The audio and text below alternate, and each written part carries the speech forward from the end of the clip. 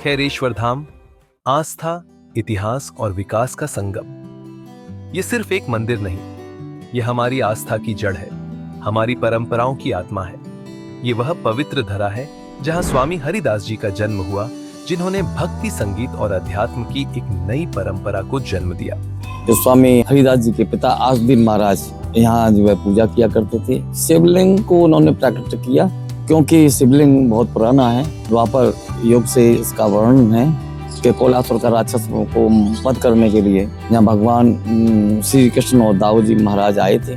मान्यता है कि इसी भूमि पर उन्होंने कुश्ती लड़ी थी और तभी से यहाँ हर वर्ष भव्य कुश्ती प्रतियोगिता का आयोजन होता है, जो पूरे क्षेत्र के लिए गर्व का विषय है। शिवरात्रि के पावन अवसर पर खैरेश्वर धाम में आस्था का महासंगम देखने को मिलता है। लाखों श्रद्धालु कांवड़ यात्रा के माध्यम से गंगा जल लाकर भगवान शिव का अभिषेक करते हैं। हर हर महादेव के गगनभेदी जय घोष गूंजते हैं। भक्तों की आस्था और समर्पण से मंदिर परिसर का हर कोना शिवमय हो जाता है। ये सिर्फ एक परंपरा नहीं, बल्कि श्रद्धा, शक्ति और विश्वास का प्रतीक है, जो हमें अपनी संस्कृति और विरासत से जोड़ता है। जब भारत के धार्मिक और सांस्कृतिक धरोहरों को पुनर्जीवित करने की बात आती है, तो प्रधानमंत्री नरेंद्र मोदी का योगदान अविस्मरणीय है। उनके नेतृत्व में भारत न केवल वैश्विक शक्ति बना है, बल्कि हमारी संस्कृति और परंपराओं को भी अंतर्राष्ट्रीय पहचान मिली है। प्रधानमंत्री मोदी जी की सोच के अनुरूप मुख्यमंत्री योगी आदित्यनाथ जी ने उत्तर प्रदेश को धार्मिक पर्यटन का सबसे बड़ा केंद्र बना दिया है। अयोध्या में भव्य श्री राम मंदिर निर्माण हुआ, काशी विश्वनाथ धाम कॉरिडोर ने काशी की छवि बदल दी और हाल ही में विंध्याचल कॉरिडोर के निर्माण ने मां विंध्यवासिनी धाम को एक भव्य स्वरूप दिया है।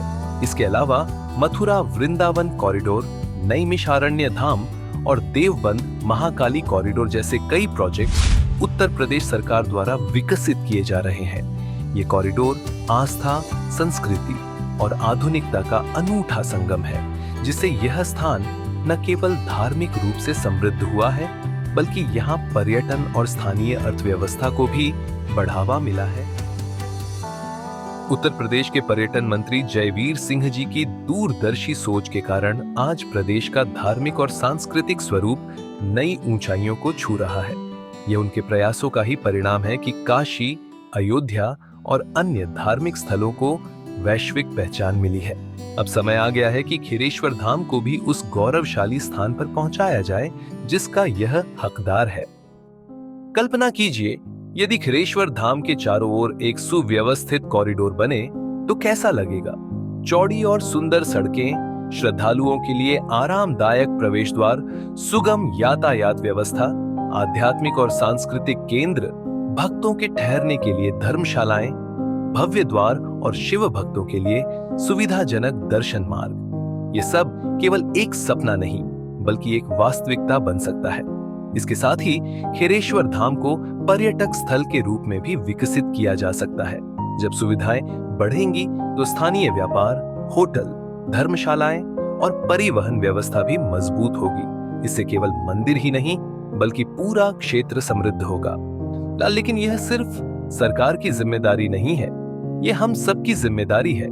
जब जनता एकजुट होती है, जब आस्था और विकास एक साथ चलते हैं, तब परिवर्तन की लहर उठती है। हर शिव भक्त को यह संकल्प लेना होगा कि हम अपने इस धाम को भव्य बनाएंगे, इसे एक नई पहचान देंगे। आज हम सबको साथ आना होगा ताकि यह पावन भूमि अपने ऐतिहासिक और धार्मिक स्वरूप में और अधिक निखर सके। क्योंकि जब आस्था और विकास एक साथ चलते हैं, तब इतिहास रचा जाता है। हर हर महादेव।